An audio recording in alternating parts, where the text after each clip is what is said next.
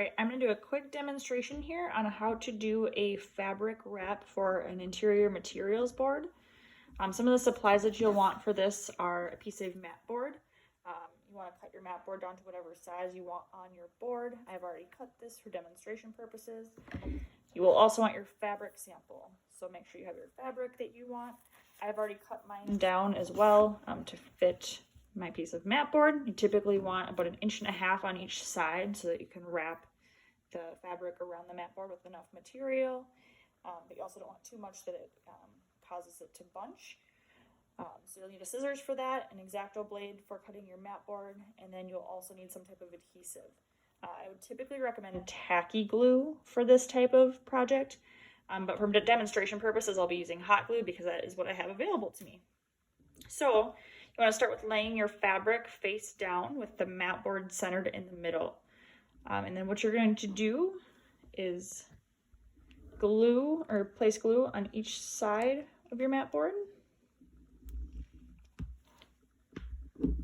And then you're going to wrap the top and the bottom portion of your fabric.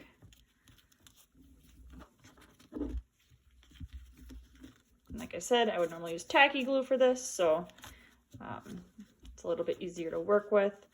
Once you get the top and bottom wrapped, I would recommend letting that sit for just a second.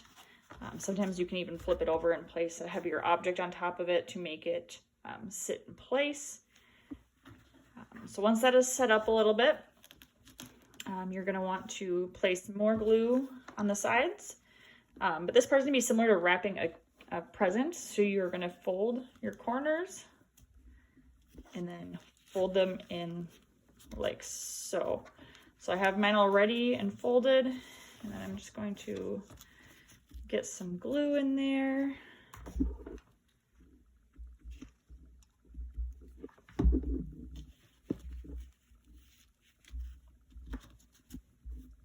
Push that down.